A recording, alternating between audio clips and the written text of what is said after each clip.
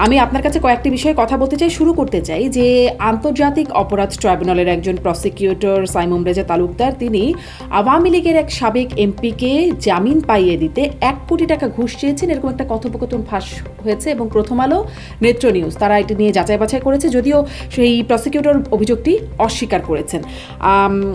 দেখছিলাম প্রথম আলোতে ডেভিড বার্গম্যান আন্তর্জাতিক অপরাধ ট্রাইব্যুনাল বিষয়ে যার বিশেষ জ্ঞান এবং জানাশোনা আছেন তিনি এটি নিয়ে প্রতিবেদন করেছেন। আপনিও খোঁজখবর রাখেন, আপনি এই বিষয়ে কোনো বিশেষ কিছু জানেন বা আপনার কোনো মন্তব্য আছে? ধন্যবাদ আপনাকে। দেখেন, এই আন্তর্জাতিক ক্রাইম ট্রাইব্যুনাল আজকে একটা সংবাদ সম্মেলন হলো। সেই সংবাদ সম্মেলনে প্রধান প্রসিকিউটর যখন যার বিরুদ্ধে অভিযোগ আসে, এটা তাজুল সাহেব অলরেডি তাকে অভিযোগ পাওয়ার সঙ্গে সঙ্গে এই লয়ারকে সরিয়ে দিয়ে এটা বোধহয় তদন্ত করতে বলছিলেন, এবং এই তদন্তটা এতদিন হওয়ার কথা না। কারণ আপনি দুইটা জিনিস, একটা মানুষের কল রেকর্ড, সেটা যেমন এই কল রেকর্ডটা তার কিনা এটা বের করতে বেশিক্ষণ লাগার কথা না। সো প্রথম জিনিস, যে ক্রেডিবিলিটি যদি কেউ নষ্ট করতে চায়, আমার কাছে কিন্তু এটা অন্যরকম মনে হয়। সেটা হচ্ছে এই আইসিটি করা হয়েছে একটা পারপাস ছিল, সেখান থেকে ইউনূস সরকার এসে যখন এই আইসিটিকে নতুন করে যে মামলাগুলো এসছে জুলাইয়ের, সো এই জুলাইয়ের মামলাগুলোকে প্রশ্নবিদ্ধ করার জন্য এরকম একটা কাজ করা হয়েছে কিনা এটা কিন্তু একটু চিন্তার বিষয়। কারণ এখানে টাকাটা মূল উদ্দেশ্য না, মূল উদ্দেশ্য হচ্ছে বলতেছেন আওয়ামী লীগের একজনকে জামিন পাইয়ে দেওয়া। এবং আপনি একটা জিনিস বলছেন, আইসিটি জামিন দিলেও অ্যাপিলেট ডিভিশন আছে না, সেখানে তো আপিল করা যায়। কিন্তু আমরা ইদানিং কি দেখছি, জেল গেটে বিএনপির একজন এমপি সাহেব গেলেন ফুলের মালা নিয়ে আওয়ামী লীগের একজন নেতাকে বের করে আনতে। আমরা দেখলাম কি সাবেক প্রধান বিচারপতি ওনার জামিন হয়ে গেল, কিন্তু আমরা কিন্তু এটা শুনতেছি না যে জামিনের বিরুদ্ধে সরকার আপিল করতেছে কি করতেছে না। তো সো এই সময়ে এই ধরনের একটা কাজ, এই টাকাটা চাওয়া এবং এই আদালতকে প্রশ্নবিদ্ধ করাটা, এটা মনে হয় সুপরিকল্পিত ছাড়া আমার কাছে পরিকল্পনাটা কার হতে পারে? সুপরিকল্পনা তাদেরই হতে পারে যারা এই যেসব মানে কি বলবো আপনাকে জাজমেন্ট দেওয়া হয়েছে বা যেগুলো অনগোয়িং আছে, এই পুরো আদালতটাকে তো আপনি প্রশ্নবিদ্ধ করতেছেন। এই একটা জিনিস বলেন, উনি ধরে নেন একটা প্রসিকিউটর 1 কোটি টাকা চাইল, তার বেল দেওয়ার ক্ষমতা নেই। বেল দেওয়ার ক্ষমতা কি? ইন্টারন্যাশনাল ট্রাইব্যুনাল জাজ আছে তাদের। তাহলে ইন্ডিকেট করতেছে ওই প্রসিকিউটরের সাথে কোনো জাজ বা কারো সম্পর্ক আছে, না হলে প্রসিকিউটর কি বলবে? মানে আমরা লয়ার হিসাবে যারা মানে খারাপ প্র্যাকটিস করে তারা কি বলে? তারা মক্কেলকে বলে আমার সাথে অমুক জজের পরিচয় আছে, জজ সাহেব বলছে এই টাকা দিতে হবে, টাকা দাও তোমার জামিন হয়ে যাবে। তাই কিনা? আমরা, কারণ আমার হাতে তো আর জামিনের কিছু না, তো জামিনের আপনি জামিনের বিরোধিতা করলেন না, আপনি ঠিক আছে মেনে নিলেন আর কি, যা চাইলো। জামিনের বিরোধিতা করলাম না, কিন্তু সবসময় মনে রাখতে হবে জজ সাহেব কিন্তু যখন যদি ডিফেন্সের লয়ার না থাকে, তাকেও কিন্তু ডিফেন্সের লয়ার হয়ে ন্যায় বিচার করতে হবে। এই দেশের আর যাই হোক ওই ক্লায়েন্টদেরকে আমরা বলি এরা কিন্তু মহাধূর্ত, এরা সবসময় গ্যারান্টি চায় যে আপনি অপোজিশন করবেন না তার জন্য কেউ 1 কোটি টাকা দিবে, এটা মনে হয় খুবই একটা সিলি কথা। তার চেয়ে বরং আপনি পরিকল্পিতভাবে এই আদালতটাকে তার যে ভাবমূর্তি নষ্ট করার জন্যই, যেমন আপনি মনে আছে হয়তো জাগে স্কাই পি কেলেঙ্কারি হয়েছে, তারপরে কি জাজমেন্ট পাওয়া গেছে, এবং জাজমেন্ট পাওয়ার জন্য আমি এই কারণে এই কথাটা বললাম যে ব্যারিস্টার ফখরুল সাহেব কিন্তু জেলও হয়ে গেছে। কারণ আগের দিন যখন সালাউদ্দিন কাদের চৌধুরী সাহেবের জাজমেন্টটা বের হয়ে গেল এবং তার সাথে সঙ্গে সঙ্গে সেই লয়ারকে মানে ব্যারিস্টার ফখরুলকে কিন্তু জেলও দেওয়া হলো, তার কাস্টডিতে নেওয়া হলো। কিন্তু এনার বেলায় কিন্তু আমরা এগুলো কিছু এখন পর্যন্ত দেখলাম না। তাকে তার বিরুদ্ধে কোন প্রসিডিং ড্র করা বা তাকে কাস্টডিতে নেওয়া, হেফাজতে নেওয়া, এগুলো কিছুই দেখলাম না। সো এই জিনিসগুলো মনে হয় যে, আর আমার ব্যক্তিগত বিশ্বাস এখনকার যে আইনমন্ত্রী আছেন উনি এগুলোকে প্রশ্রয় দেওয়ার কথা না, কিন্তু যেহেতু ওটা একজন আলাদা প্রসিকিউটরের আন্ডারে আছে, সো তার উচিত এই আস্থা ফিরিয়ে আনার জন্য হলেও এটাকে পরিষ্কার প্রশ্রয় দেবার কথা না। তাহলে আসলে ওই পরিকল্পনাটা কার, আমি যদি সুনির্দিষ্টভাবে জানতে চাই, কার বা কাদের? আমি যদি বলি যে আপনি এখন শোনেন, যে জামিন চাবে সেই তো কি করতে চাবে, সেই তো টাকা দিবে, তাই না?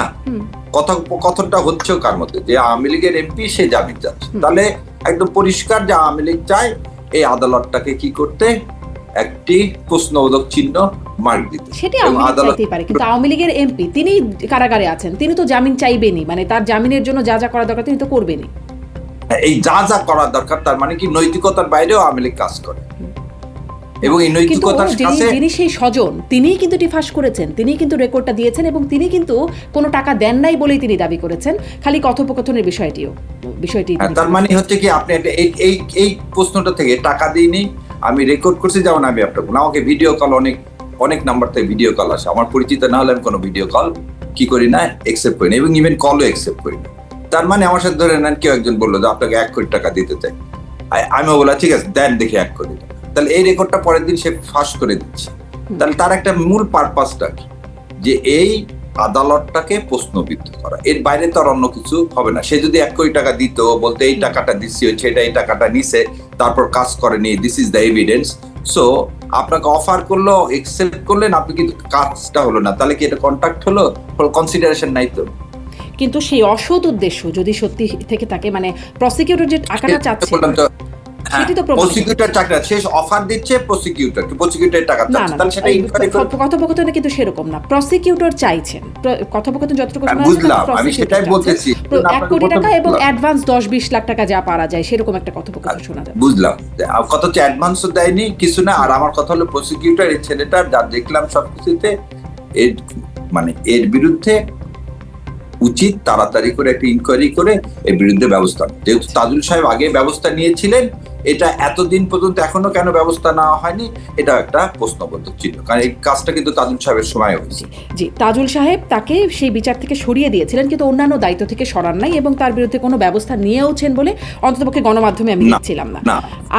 এটা তাজুল সাহেব করে থাকলে এটা অবশ্যই তাজুল সাহেব ঠিক করেন। আচ্ছা, শুধু তাজুল সাহেব এটা ঠিক করেননি নাকি আরো, মানে প্রশ্ন কি শুধু ওই একটা জায়গায়? কদিন আগেই দেখলাম আর একজন প্রসিকিউটর সুলতান মাহমুদ, তার বিরুদ্ধে তাজুল সাহেবের আনা অভিযোগ, তিনি অসদাচরণ সহ নানান রকম অভিযোগ আসলেন এবং তাকে অপসারণ করা হলো। সেই সুলতান মাহমুদ চিফ প্রসিকিউটর তাজুল ইসলাম সহ গাজী তামিম তাদের বিরুদ্ধে অভিযোগ আনলেন ঘুষ লেনদেনের, এবং সুনির্দিষ্টভাবে মানে লিখলেন যে চিফ প্রসিকিউটরের চেয়ারকে টাকা আদায়ের হাতিয়ার করেছিল তাজুল ইসলামের নেতৃত্বাধীন সিন্ডিকেট। এছাড়াও ধরেন সাবেক আইজিপি চৌধুরী আব্দুল আল মামুন, তাকে রাজসাক্ষী করার ব্যাপারে সেখানেও লেনদেনের অভিযোগ। এই অভিযোগগুলো কিন্তু ট্রাইব্যুনালের ভেতরে উঠছে, বাইরের কথা না হয় বাদই দিলাম। তাহলে আপনি যে বলছেন প্রশ্নবিদ্ধ করার জন্য ওইটা একটা সুপরিকল্পিত ব্যাপার, এখানে তো আরো অনেকগুলো প্রশ্নের অবতারণা হচ্ছে। এখানে দুইটা জিনিস আমি বলি, নিয়োগ দেওয়ার ক্ষমতা কিন্তু তাজুল সাহেবের, অ্যাজ এ চিফ প্রসিকিউটর নিয়োগ দেয়। এবং ওই আপনি আরেকটা জিনিস দেখবেন, এই আইজিপি সাহেবের ওখানে কিন্তু 2 জনের নাম আসছে, তাজুল সাহেবের একার নাম আসে, আরো একজন লয়ারের নামও আসে, গাজী তামিম না, গাজী তামিম না, ওই আইজিপি রাষ্ট্রদ্রোহীর ওখানে আমি যত আয়ুষ্যদের আমি বলতেছি না, যেহেতু আমি এটা অভিযোগের কথা বলছি আর কি, আমি বলছি ধরে নেন আপনি এই গাজী তামিমের কথা বা এই তাজুল ভাইদের কথা, তাজুল ভাই কি করতে পারে, একজনকে সরায় দিতে পারে, কিন্তু নিয়োগটা আসে কোথায় থেকে? আইন মন্ত্রণালয় থেকে। সো আগের যার বিরুদ্ধে অভিযোগ তাকে সরিয়ে দিয়েছে, তার বিরুদ্ধে লিখিত কমপ্লেন করছে তাজুল সাহেব, এবং এই কমপ্লেন করার পরে কিন্তু সে এসে ব্যাকফায়ারটা করবে। সেটা কিন্তু আপনি বলতেই পারেন যে হ্যাঁ আমি আপনার বিরুদ্ধে একটা কথা, আপনার বিরুদ্ধে ব্যবস্থা নিলাম, সেই জন্য আক্রোশে এসে আপনি সময়ের অপেক্ষা করলেন, যখন বিএনপি মেজরিটি পাইলো তখনই কিন্তু আপনি এই কথাগুলো ফাঁস করলেন, তার আগে কিন্তু করেননি। এটা একটা জিনিস দেখেন, ভোটের পরে কিন্তু এই জিনিসগুলো বললেন। এবং তাজুল সাহেবকে সরিয়ে দেওয়া হলো অন্যায়ভাবে, তারপরে কিন্তু এই কাজটা হলো। তাই আমি ওটার সাথে এটার সম্পর্ক খালি এতটুকুনি বললাম যে তাজুল সাহেব এই সরিয়ে দেওয়া ছাড়া একটা মামলা থেকে, আমি জানি না অন্য মামলা থেকে সরিয়ে দিয়েছে কিনা, তার কিন্তু ওই ক্ষমতা নাই। এই ক্ষমতাটা সম্পূর্ণ আইন মন্ত্রণালয়, কাউকে ওই প্রসিকিউশন থেকে বাদ দেওয়া বা নিয়োগ দেওয়া এটা কিন্তু তার এখতিয়ারভুক্ত না। সো এই ক্ষেত্রে আমার মনে হয় যে যেগুলো কথায় আসছে বা যতখানি আসছে, যেভাবে আসুক, মনে হয় ওই স্কাইপি কেলেঙ্কারি বা ওই জাজমেন্টের মতো এরকম কোনো কংক্রিট এভিডেন্স এখন পর্যন্ত পাওয়া যায়, বাট সবাই চাবে এই আদালতটাকে মেলাইন করলে। স্কাইপি কেলেঙ্কারিরই আর কি কংক্রিট এভিডেন্স? এখানেও কথোপকথন ফাঁস হচ্ছে অভিযোগ না, ওটা তো ভিডিও রেকর্ড ছিল, এবং ওখানে একদম সরকারের যে ইনভলভমেন্ট ছিল, যখন একটা জাজ বলে যে হাসিনা কিছু চায় না, একটা খালি যে করে হোক একটা রায় চায়, আবার আপনি রায়ের হুবহু কপি আগের দিন পেয়ে গেলেন, পরের দিন দেখা গেল একই কপি, তখন কি বোঝা যায়? এবং কপিটা নেদারল্যান্ড থেকে লিখে দেওয়া হচ্ছে। তো সেরকম জিনিস তো এবারে এখানে এখন পর্যন্ত পাওয়া যায় না। কিন্তু ধরুন যে অভিযোগগুলো আসছে সেগুলো তো এখনো প্রমাণিত পর্যায়ে যায় না, কিন্তু অভিযোগগুলো মানে ট্রাইব্যুনালকে প্রশ্নবিদ্ধ, যেমন এখন যিনি চিফ প্রসিকিউটর আছেন তিনিও বলছেন যে হ্যাঁ এই ধরনের অভিযোগে তো ট্রাইব্যুনালের কার্যক্রম প্রশ্নবিদ্ধ হয়নি। সাবেক আইজিপি মানে আমি সুলতান মাহমুদের সে অভিযোগের কথা বলছি, এবং সেটি শুধু সুলতান মাহমুদই না, আরও অনেকেই অভিযোগ করছেন যে ট্রাইব্যুনালের কাছে বা প্রসিকিউশন টিমের কাছে নাকি ভিডিও অডিও একদম অকাট্য অনেক প্রমাণ আছে, তারপরেও মানে চৌধুরী আব্দুল্লাহ মামুন সাবেক আইজিবিকে কেন রাজসাক্ষী করা। এবং দেখা যাচ্ছে চৌধুরী আব্দুল্লাহ মামুনের যে আইনজীবী তিনি শিশির মনির জামাতের আইনজীবী, তার ল চেম্বার থেকে আইনি সহায়তা করা হচ্ছে। মানে প্রসিকিউশন টিমও মানে জামাতের, আবার এদিকে আইনজীবী তার আইনজীবী সেখানেও জামাতের, একটা বিরাট অঙ্কের টাকার লেনদেনের বিনিময়ে তার মানে শাস্তিটি, যেখানে আদালত বলছেন, আমি একটু দীর্ঘ করে প্রশ্ন করছি আমি দুঃখিত কিন্তু একটু বলি, আদালত যদি বলছেন শেখ হাসিনা, স্বরাষ্ট্রমন্ত্রী আসাদুজ্জামান খান কামাল সাবেক স্বরাষ্ট্রমন্ত্রী, তারা যেই অপরাধী একই অপরাধী আইজিপি আব্দুল্লাহ মামুনও, কিন্তু যিনি রাজসাক্ষী হয়েছেন বলে তার শাস্তি মাত্র 5 বছর করে দিচ্ছেন। এখানে একটা বিরাট অঙ্কের লেনদেনের অভিযোগ উঠছে, এই অভিযোগ কিভাবে মানে অস্বীকার করার মতো? আচ্ছা, এইখানে বেস্ট কোশ্চেন হচ্ছে শিশির মনির সাহেবকে জিজ্ঞাসা করা, যেহেতু শিশির মনির সাহেব কোন ক্যাপাসিটিতে এই আইজি সাহেবের, যেহেতু আমরা জুলাইকে, আমি এমনি আপনাকে একটা উদাহরণ দেব, এক একটা মানুষের এথিক্স প্রিন্সিপাল এক এক, যেমন আমি কখনোই আওয়ামী লীগের কারো মামলা এখন পর্যন্ত নিই। আর দ্বিতীয় কথাটা আমি আপনার মাধ্যমে বলতেছি, আমাকে এরকম আমার কনফ্লিক্ট অফ ইন্টারেস্ট হলে, কনফ্লিক্ট অফ ইন্টারেস্ট কি, জুলাই যোদ্ধাদের বিরুদ্ধে কোনো মামলা আমার কাছে আসলে আমি সেটা নিই না। সেদিনও আসছে, আমি ঘুরে দিচ্ছি একটা মামলা আমি আমার কাছে দিয়ে গেছে, আমি জানি না ওই মামলার সাথে আরো 2টা সেই ভদ্রলোকের বিরুদ্ধে জুলাইয়ের মামলা আছে, যখন আমি জানছি তখন বলছি না আমি ওই 2টা আর করবো না। সো এক একটা মানুষের তো এক একটা রকম ইথিক্স আছে। তবে শিশির মনির কেন করছেন, এখানে কি হয়েছে, এই প্রশ্নের উত্তর তো উনি দিতে পারবেন, আমি তো দিতে পারবো না। তবে এটা সত্যি আপনি যেটা বললেন, there is a conflict of interest, এটা অস্বীকার করার কোনো উপায় নাই। কারণ এটা শিশির মনির সাহেব যদি নিয়ে থাকেন এই মামলা, তার এটা নেওয়া উচিত হয়নি। কারণ গাজী তামিম থেকে শুরু করে সবাই, হ্যাঁ তারা সবাই জামাত পরিবারের লয়ার। সো সেখানে আর একটা যে রাজসাক্ষী জিনিসটা কিন্তু আলাদা। আপনি যখন রাজসাক্ষী হবেন, কি জন্য আপনি রাজসাক্ষী হবেন?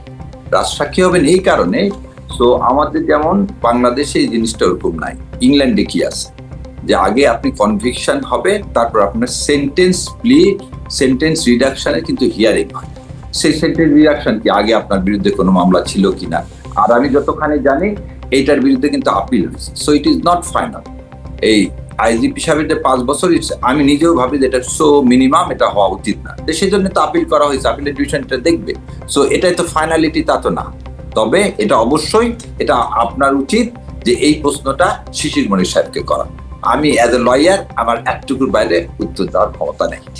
তাহলে আপনার যতটুকু ক্ষমতা আছে সেখান থেকে জিজ্ঞাসা করি। ধরেন আমি বললাম, শুরু করলাম সাইমুম রেজা তালুকদার, একজন প্রসিকিউটর যিনি এই অভিযুক্ত হলেন, তারপরে সুলতান মাহমুদ, তার বিরুদ্ধে অসদাচরণ, তিনি অভিযোগ করে গেলেন গাজী তামিম এবং সাবেক চিফ প্রসিকিউটর খোদ তাজুল ইসলামের বিরুদ্ধে।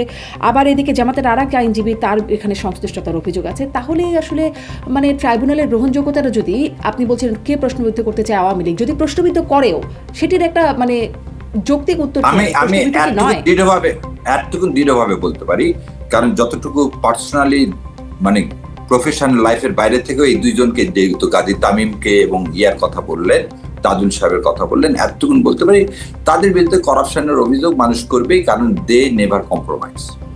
আমি যদি কম্প্রোমাইজ না করি, যেমন আপনি বলি যে আমি উমরা করে আসছি, আমি যখন আমার এই কমেন্ট গুলো দেখলাম, তাতে এমন এমন কথাবার্তা যে আমার চুল শেভ করাটাই আমার মনে হচ্ছে একটা বিরাট পাপ হয়ে গেল।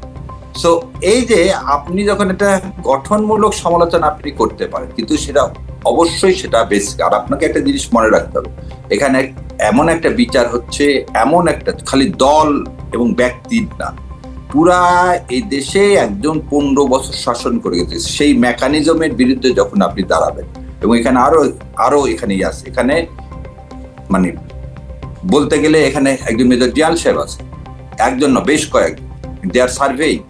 সো তাদের বিরুদ্ধে যখন এরকম একটা জিনিস হচ্ছে, তখন সেখানে এই ধরনের জিনিস হওয়াটা অস্বাভাবিক না। তবে সবচেয়ে বড় গ্রহণযোগ্য কথাটা হলো যে মানে শেখ হাসিনা ও ওয়াজেদের যে ফাঁসির রায়টা হয়েছে, সেই রায় সম্পর্কে কিন্তু কেউ কোনো কিছু বলতে পারছে না যে এই রায়টা কি কলুষিত করে আদায় করা হয়েছে। সো এর আরো সামনে অনেকগুলো মামলা আছে, সব বড় বড় মামলা, হাজার হাজার ছেলেপেলের জীবন গেছে, কুলুষিত করার চেষ্টা করলে অবশ্যই সেটা তদন্ত করতে হবে, কিন্তু সেটা যেন কোনোভাবেই এই আদালতকে প্রভাবান্বিত না করে, এবং আমার বিশ্বাস এটা প্রভাবিত করবে না।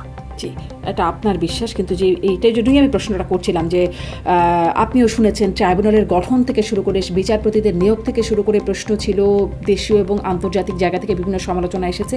এখন এসে নিজেদের মধ্যে এরকম কাদা ছোড়াছুড়ির অভিযোগ, তখন আসলে প্রশ্নবিদ্ধ হবে না, এটা বিশ্বাস মানুষ করবে কি করে? না, এটা বিশ্বাস করবো এই কারণেই, মানুষও বিশ্বাস করবে এই কারণে, আপনি যেটা বললেন যে এখানে কোনো ইনকম্পিটেন্ট লোক কাউকে যে নিয়োগ দেওয়া হয়েছে এরকম না। তাহলে কি লেস কম্পিটেন্ট বলা চলে? কারণ না, তিনজন বিচারপতির incompetent মধ্যে একজনের কোনোদিন বিচার করার মানে অভিজ্ঞতা ছিল না, আর বাকি দুইজন তারা আগেই অবসর গ্রহণ করেছেন। অবসর গ্রহণ করাদের মধ্য থেকে তাদেরকে আনা হয়েছে 6 দিন বা কয়দিন, অল্প কিছুদিন আগে তাদেরকে বিচারপতি হিসেবে নিয়োগ দিয়ে তারপর আচ্ছা, এবার আপনাকে বিশেষ বলি, বিবেচনায় নিয়োগ দিয়ে। না শোনেন, অবসরপ্রাপ্ত কাউকে দেওয়া যায় না তা কিন্তু না। আমাদের এনটিসিতে আমাদের অনেক মেজর জেনারেল সাহেবরা যারা অবসরপ্রাপ্ত, সেটা বিভিন্ন জায়গায় আছে, যেমন দূতাবাসে আছে, সেক্রেটারিরা রিটায়ার করলে যায়।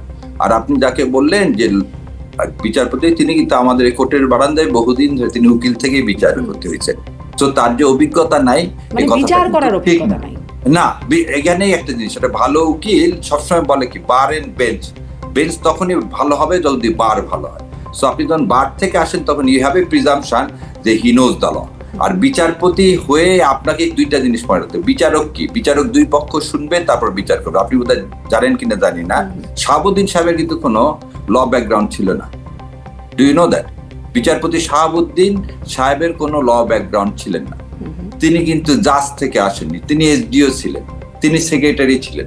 তারপর তখন হতো কি, এই রুট থেকে এসেই কি সে হাইকোর্টে আসা যেত, এবং সেইভাবে সে কিন্তু প্রধান বিচারপতি হয়েছে। এবং তার যে জাজমেন্ট গুলো আপনি দেখবেন, that judgment is a one of the final judgment. So এই জিনিসগুলো আমরা অনেক সময় জানি না বলে হয়তো এরকম একটা মন্তব্য করি, কিন্তু এই মন্তব্যগুলো করা উচিত হবে না। বরং আপনাকে সবসময় মনে রাখতে হবে, কোর্টের উপর আপনার শ্রদ্ধা থাকতে হবে, সম্মান। নিশ্চয়ই আদালতের প্রতি শ্রদ্ধা সম্মান থাকতে হবে, কিন্তু এই প্রশ্নটা তো করতেই পারি আমরা, কোন বিবেচনায় বা কি যোগ্যতায়, যেমন ধরেন এখন নানান রকম নিয়োগ রদবদল হয়ে যাচ্ছে, তাজুল ইসলামের জায়গায় আরেকজন চিফ প্রসিকিউটর হয়ে যাচ্ছে, আমরা তো এই প্রশ্নটা করতেই পারি, কোন বিবেচনায় তাকে সরিয়ে তাকে দেয়া হলো। তেমনি কোন বিবেচনায়, কোন যোগ্যতায় এরকম গুরুত্বপূর্ণ ট্রাইব্যুনালে মানে তারা নিয়োগ পেলেন, তাদের এটা এই নিয়োগ যখন পাওয়া হয়েছে, দুইটা জিনিস, আপনার তো একটা ফোরাম আছে। যেমন আপনি যদি কোনো অনাস্থা দিতে পারেন, কোনো দেখেন আপনার মধ্যে দেখছেন 12 জন খালি জাজ না, অনেক জাজকে কিন্তু কি করা হয়েছে এর মধ্যে, এই জুলাই অভ্যুত্থানের এই বিপ্লবের যে এই প্রথম আমরা দেখলাম, এই বিপ্লবের ইয়া থেকে মানুষের অ্যাকাউন্টেবিলিটি, আমরা অনেকেই কমপ্লেন করছি, অনেক জাজ সাহেব অনেকেই কমপ্লেন, তাদের কিন্তু চাকরি নাই। সো আপনি যদি ভাবেন আপনি সিটিজেন হয়ে যে কোনো জাজ সম্পর্কে আপনার পার্টিকুলার কিছু থাকলে, আপনার সাথে জুডিশিয়াল ইনকোয়ারি কমিটি আছে, আপনি সেখানে লেখেন, rather than it's bring to the public forum. So এটাও একটা কি, this is not a right idea. কেন?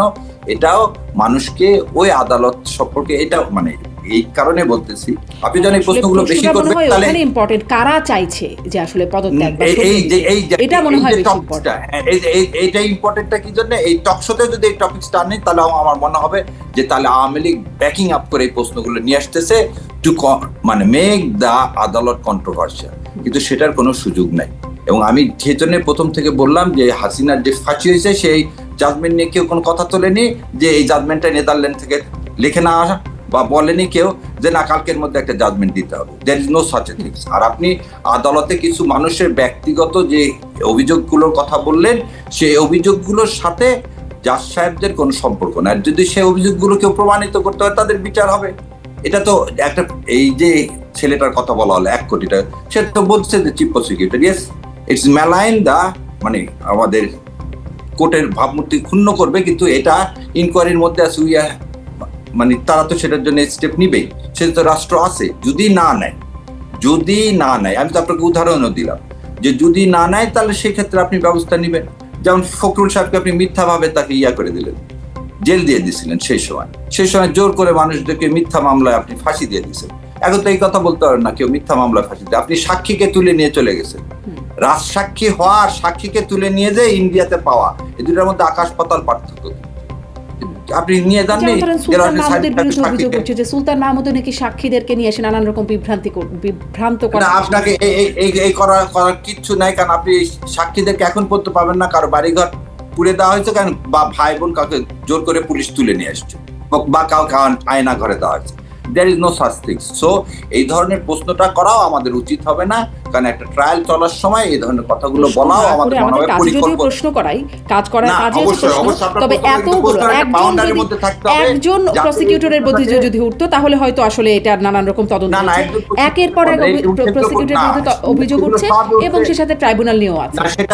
সেটা সব উঠতেছে কিন্তু after election, not before election. After election BNP ক্ষমতা আসার পরে উঠতেছে। সো আমরা যে কথাটা বারবার বলছি, বিএনপির এখনো ক্ষমতার সাথে বলছি, অভিযোগের সম্পর্ক কি?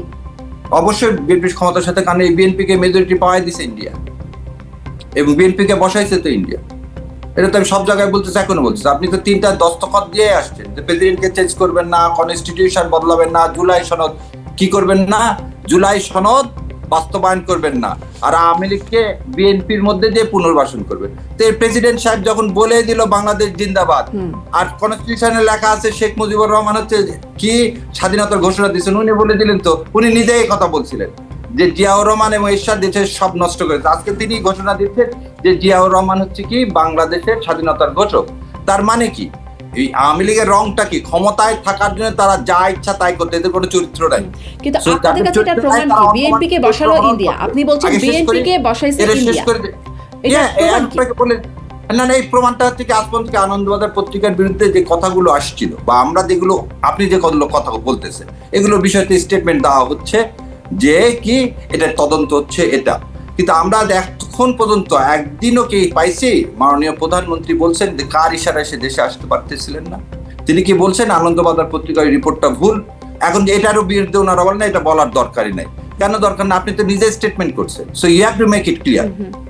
যখন বারবার আমরা বলতেছি যে আপনি কেন এই যে মেজরিটির কথা বলা হচ্ছে, কেন বলা হচ্ছে ইলেকশন ইঞ্জিনিয়ারিং এর কথা, আজকে ইলেকশন ইঞ্জিনিয়ারিং কথাটা আরেকটু যাই আপনার কাছে, একদম সুনির্দিষ্টভাবে জানতে চাইবো। কিন্তু এইটা যে তিনি যে বলেন নাই যে আসলে কার বাধায় আসতে পারছিলেন না বা কার ইশারায় আসলেন, এবং সে আদিব গুলি খাওয়ার দিনে কিন্তু হঠাৎ করে তিনি চলে সব চলে আসলো, তিনি স্পষ্ট করেন নাই। কিন্তু তার মানে কি এই ইন্ডিয়া তাকে ক্ষমতায় বসায় দিল? হ্যাঁ, খালি তাই না, আপনি যার ফাঁসি হয়েছে জানেন তার অ্যাড্রেস কি দিল্লিতে, কোন বাসায় থাকে তাও আপনি রাষ্ট্র হিসাবে জানেন। আপনি নির্বাচনের পর আজ পর্যন্ত বললেন না যে কি এক্সট্রাডিশন টিটির আন্ডারে তাকে এখনই ফেরত দাও। কিন্তু আপনি হাতির যাদের হয়েছে গতকালকে কি বললো পররাষ্ট্র প্রতিমন্ত্রী, যে ওই টিটির আন্ডারে আমরা অলরেডি তাকে ফেরত চাইছি। তা আপনি তো হাসিনাকে ওই টিটির আন্ডারে ফেরত চাইলেন না, কারণ তাহলে কি বোঝা যায়? প্রক্রিয়া চলমান না, অন্তর্বর্তী সরকার না, এটা কোনো প্রক্রিয়া না, এটাকে তো বিচার করবেন। আর একজনের বিচার হয়ে ফাঁসি হয়ে গেছে, ফাঁসির আসামি, এটা ফিজিউটিভ, তাকে আপনি আনবেন। আর একটা লোককে কি করা হয়েছে, ধরা হয়েছে, যেমন আজকে কথা প্রসঙ্গ বলি, সালাউদ্দিন সাহেব আছেন মাননীয় স্বরাষ্ট্রমন্ত্রী, এই জুলাই অদ্ভুতের না হলে তাহলে শিলংয়ে কিন্তু থাকতে হতো, তাহলে বাংলাদেশ আসতে হতো। আর আজকে বাংলাদেশ এসে কিন্তু উনি জুলাইকে কি করতে চাচ্ছেন, জুলাইকে অস্বীকার করতে চাচ্ছেন। সো এরপর আর কি প্রমাণ লাগে? অকথ্য প্রমাণ যে তাদেরকে ক্ষমতা বসাইছে আওয়ামী লীগ, ক্ষমতা বসাইছে ইন্ডিয়া। এবং আপনি ফুলের মালা দিচ্ছেন জুলাই আন্দোলন করলো জুলাই আন্দোলনকারীরা, ফলে আন্দোলনের ফলে ফিরতে পারলো সালাউদ্দিন আহমেদ। তো সেখানে ইন্ডিয়া ক্ষমতায় বসলে তার প্রমাণ আসলো কোত্থেকে? তার প্রমাণ আসলো কোথায়? তাহলে একটার পর একটা এই ইলেকশনের পর জামিন কতগুলো হলো, জামিন যার হলো। আমি তো বললাম যে সাবেক প্রধান বিচারপতির জামিন হলো, আপনি রাষ্ট্রপতিকে সরালেন না কেন? রাষ্ট্রপতি স্টেটমেন্ট দিল কি, যে বিএনপি আমাকে ক্ষমতায় রাখছে, অন্যরা সরাই দিতে চাইছে। রাষ্ট্রপতির সাথে বিএনপি হয়ে গেল আর আওয়ামী লীগ থেকে। তাহলে মানে এই বিএনপিতে, মানে বিএনপির এই রাষ্ট্রপতি তাহলে গুপ্ত বিএনপি ছিল? রাষ্ট্রপতি তাহলে কি গুপ্ত বিএনপি ছিল? খলিল সাহেব আপনারাই বললেন, যার পদত্যাগ চাইলেন, আপনারা বললেন কি যে আবার দেখেন শপথ নিছেন আপনি যতগুলো উপদেষ্টা কি, যে আমরা কোনো সরকার ব্যবস্থায় যেতে পারবো না, কোনো দল অংশগ্রহণ করবো না। তো খলিল সাহেবকে তখন আপনি এই ফরেন মিনিস্টার বানালে, তখন এইটা কোথায় ছিল? সো তারা কি আসলে গুপ্ত ছিলেন কিনা এই প্রশ্ন আপনি করতে পারেন, কিন্তু এর সাথে এটার সম্পর্ক কি যে বিএনপি কে বসালো ইন্ডিয়া? খলিল সাহেব তো না, খলিল সাহেব কার বন্ধু? আমেরিকার বন্ধু, দোভালের বন্ধু। আমেরিকার বন্ধু বলে শোনা যায়। না, আপনি দেখেন ইলেকশনের কয়দিন আগে, আমি প্রশ্ন করছি ইলেকশনের কয়দিন আগে কেন উনি ইন্ডিয়া গেলেন, আজ পর্যন্ত জানাইছেন? জাস্ট ইন্ডিয়ার আগে কেন তিনি ইন্ডিয়া গেলেন? আজকে কেন আমরা বলি যে ইন্ডিয়ার মোদি গভর্নমেন্ট যখন বললো যে বিএনপি ক্ষমতায় আসলে আমরা স্বাচ্ছন্দ্য বোধ করবো, এটা তো ইলেকশন আগেই বলে দিলেন। উনি তো বলেননি বাংলাদেশে যে গভর্নমেন্টই আসুক তাদের সাথে আমরা স্বাচ্ছন্দ্য বোধ করবো। না, আপনি ইন্ডিয়ার ফরেন মিনিস্টার এসে সব দলের সাথে কথা বলেন, কি করলেন? একটি পার্টিকুলার দলের সাথে কথা বললেন। আর কি প্রমাণ লাগে? তো তারা তো প্রেফারেন্স চাইতেই পারে, মানে কোন দলের দেশের একটা প্রেফারেন্স উদাহরণ থাকলো, কিন্তু তার মানে তারা বসিয়ে দিল কি করে বসিয়ে দিল? বোন, রাষ্ট্র টু রাষ্ট্র, পলিটিক্যাল সায়েন্সের ভাষায় কি, কোন রাষ্ট্র আপনার চিরদিনের বন্ধু না, কোন রাষ্ট্র আপনার চিরদিনের শত্রু না। সম্পর্কটা হতে হবে রাষ্ট্র রাষ্ট্র। একটা রাষ্ট্র যখন একটা পার্টিকুলার পলিটিক্যাল পার্টিকে যাবে, যেমন আজকে ইরানের কথা, কি বলতেছে ইউএসএ যে ইরানের রিজিম চেঞ্জ করা, ইজ ইট কল ডেমোক্রেসি? আপনি জোর করে একটা শাসনকে চুজ করতে পারেন? আপনার সাথে সম্পর্ক হতে হবে কি রাষ্ট্র টু রাষ্ট্র। যে আপনি যখন এই কাজটা করতেছেন এবং আপনি তো চাবেন এখন যে কোনো ভাবে হোক এই বিচারটাকে প্রলং করা এবং এই বিচারটাকে ভন্ডুল করা, এবং এটা নিয়ে আজকে হয়তো আপনার সামনে বলতে দেখা যাবে দুদিন পর অন্যান্য মিডিয়া ওই একই খুব প্রশ্ন করা শুরু করে দিবে। সো এইটা কি, this also a part of that conspiracy. এইটাকে বলে ম্যাকিয়াভেলি কনস্পিরেসি থিওরি। যদি কোনো কিছু শুরু করতে হয় প্রথমে সেটা নিয়ে আসো কারো না কারো মুখে, তারপর এটা সমাজে সরিয়ে দাও। আর 100 বার আমাদের কারো না কারো মুখে তো এটাও শুনেছি যে আমেরিকা আসলে জুলাই অভ্যুত্থান ঘটিয়ে দিয়েছে বা তারা কলকাঠি নেড়েছে। ফরহাদ মজহার বলেছেন, এদিকে অন্যদিকে আমেরিকা থেকে জেফরি স্যাক্স থেকে শুরু করে অনেকেই বলছেন এই কথাগুলো, যে কিন্তু সেটা তো কারো মুখ দিয়ে এসেছে। কিন্তু আমার প্রশ্নটা ওখানে না, আমি আসলে এটাই বারবার জিজ্ঞাসা করছি যে ইন্ডিয়া বসিয়ে দিল, ইন্ডিয়াকে দস্তখত করে দিয়ে আসলো, এর প্রমাণ? হ্যাঁ, এই তো বললাম তো আপনাকে, দুটার প্রশ্নের উত্তর আজ পর্যন্ত তো মেলেনি। তার মানে ইন্ডিয়া বসিয়ে দিল?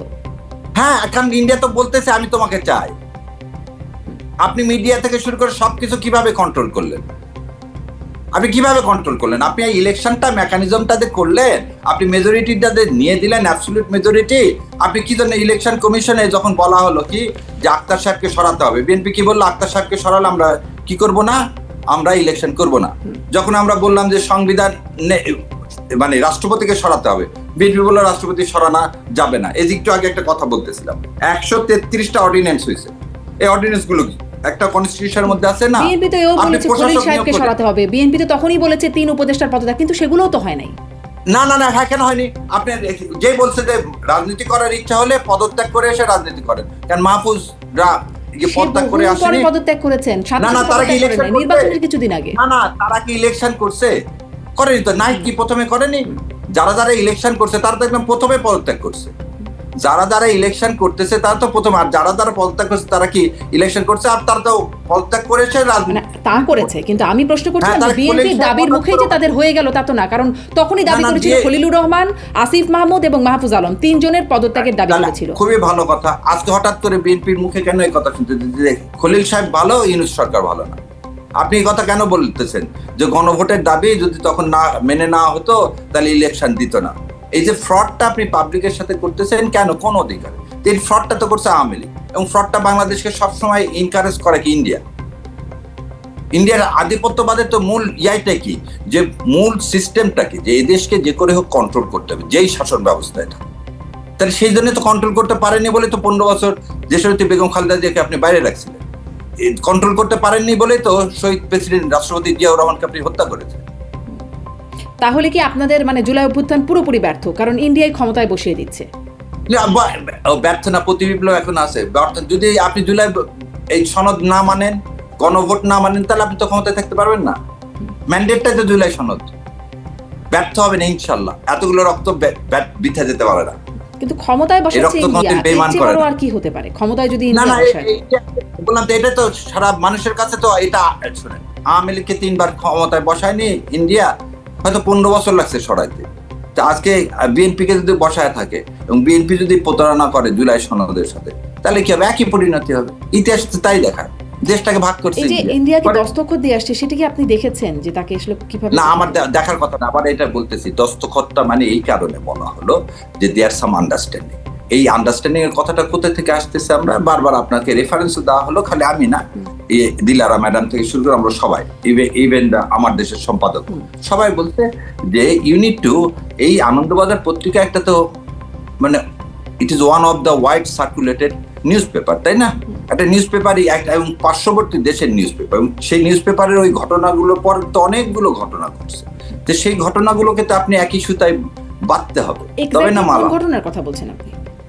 আপনি একটা বললাম, আনন্দবাজার পত্রিকার কথা বললাম, তারপর কি হলো? তারপর পরে দেখা গেল উনি ফিরে আসার কথা বললেন। প্রতিবেদনটার কথা বলছেন? আনন্দবাজার পত্রিকার ওই যে প্রতিবেদনে বলছেন যে there is some understanding between Tareq Zia and India. Tareq Zia India আন্ডারস্ট্যান্ডিংটা কি? থাকবেই তো, মানে দুই দেশের মধ্যে একটা আন্ডারস্ট্যান্ডিং তো থাকবেই, মানে কি নিয়ে আন্ডারস্ট্যান্ডিং, এটা কি ইলেকশন আমি ইঞ্জিনিয়ারিং? আপনাকে এটা বলে দুই দেশের, এটাও একটা ভুল কনসেপ্ট।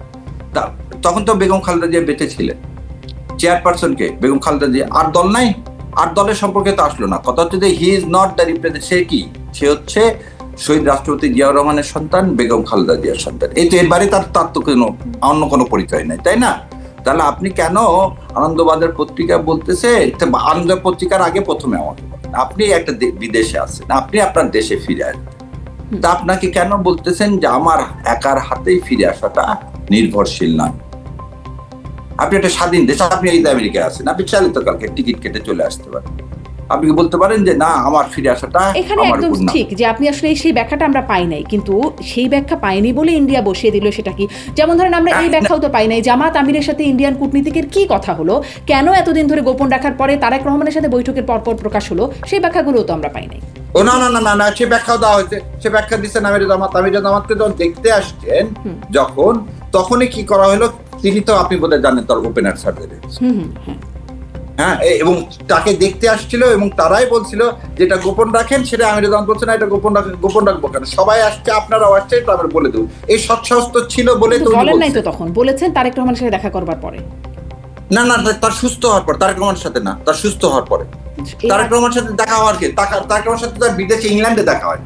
দেন দেশটা অনেক কিছুই তো আমরা বলি, ফেব্রুয়ারি মাস থেকে কি প্রথম এনসিপি বলছিল না যে একদিকে হেলে গেছে, জামাত বলেনি যে এই সরকার, ইউনূস সরকার একদিকে হেলে গিয়েছিল। ফেব্রুয়ারি মাসে যখন তারেক রহমানের সাথে মিটিং করে আসে, তারপর শোনেন এই তর্কগুলো করবো না। আমরা একটা জিনিস সবসময় বলতে চাচ্ছি যে আমরা ভারতীয় আধিপত্যবাদের বিরুদ্ধে। আপনি ইলেকশন ইঞ্জিনিয়ারিং করে তাকে বসিয়ে দিয়েছে, এটা এখন দিবালোকের মতো স্পষ্ট।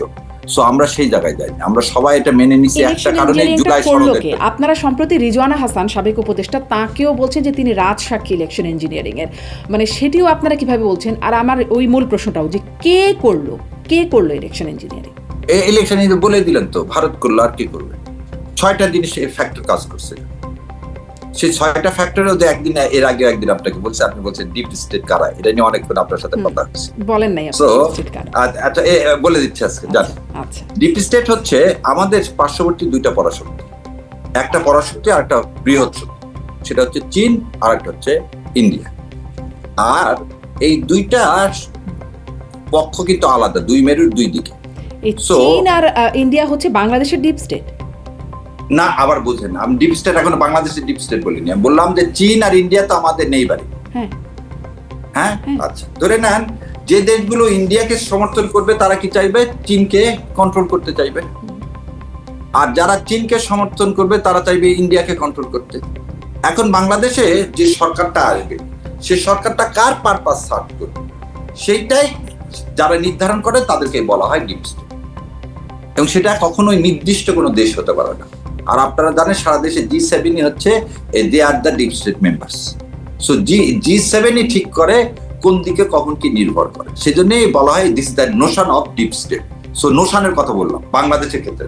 দ্বিতীয় কথাটা আমরা বলতেছি কেন এবারে এই ইলেকশন ইঞ্জিনিয়ারিংটা করা হলো, বা কেন বিএনপিকে ক্ষমতায় নিয়ে আসে, তার প্রমাণ কি হাতে হাতে কি দিচ্ছি, যে আপনি একটা জিনিস দেখেন, এই ক্ষমতায় আসার পর কি ঘটনা, আপনি এখন একটা দেখেন, আপনি সমস্ত জায়গা থেকে সবাইকে সরিয়ে দিলেন, ইলেকশন, আপনি কিন্তু এখন সংসদই গঠন হয়, আপনি রাষ্ট্রপতিকে সরালেন না। আমি যদি একই কথা বলি যে সংবিধানের আন্ডারে রাষ্ট্রপতি শপথ নিছে, রাষ্ট্রপতি অ্যাপয়েন্ট হয়েছে, সেই সংবিধানের আন্ডারেই তো শেখ হাসিনা ছিল, এবং এই সংবিধানে লেখা আছে কি, যতক্ষণ নতুন প্রধানমন্ত্রী নিয়োগ না হবে ততক্ষণ পর্যন্ত উনি বৈধ প্রধানমন্ত্রী। তাহলে তো এই ভোট, এই ক্যাবিনেট সবই তো অবৈধ। একটা মা যদি যমজ 2টা টুইন হয়, তো বাবা কি বলতে পারে একটা সন্তান লেজিটিমেট আর একটা লেজিটিমেট না? আপনি গণভোট এবং এই পার্লামেন্ট ইলেকশন একই দিনে আপনি ডাকলেন, আপনি একই দিনে ইলেকশন হলো, আপনাকে শপথও নিতে বললো 2টা, আপনি যে বলতেছেন না একটা নিতে পারবো আর একটা পারবো না, একটা বৈধ আর একটা বৈধ, এই বুদ্ধিগুলো কে দিচ্ছে? জুলাই সনটা কে বাস্তবায়ন চায়? ইলেকশন ইঞ্জিনিয়ারিং এর প্রমাণ আছে। তাহলে আমার বন্ধু সাংবাদিক আপনার দেখছেন, আচ্ছা, হঠাৎ করে 7টা থেকে এই রাত 12টা পর্যন্ত আপনি এই ঢাকা শহরের সমস্ত ইয়াগুলো, সেন্টারগুলো ভোট প্রকাশন বন্ধ করে দিলেন কেন? আজকে আপনি এই একটু আগে আপনাকে বললেন 11% কোনোদিন কোনো ইলেকশনের ভোট 11% বাতিল হতে পারে? আপনি 11% ভোট বাতিল করে দিলেন এবং এই দেখেন এটা গেজেট দেখেন, বাংলাদেশের গেজেট কি, গেজেটে কি, গেজেট তারিখটা দেখেন 25শে ফেব্রুয়ারি, ভোট হয়েছে কবে? 12ই ফেব্রুয়ারি। আপনি গেজেট করার আগে আপনাকে দেওয়া লাগতো হিসাবটা, আপনি 13 তারিখে তাড়াতাড়ি করে আপনি গেজেট দিয়ে দিলেন, আর 25 তারিখে আপনি বলতেছেন টোটাল কত ভোট পড়ছে, কত ভোট বাতিল হয়েছে। টোটাল ভোট পড়ছে 7,76,000 আর বাতিল হয়েছে 74,22,000, হুইচ ইজ 11%।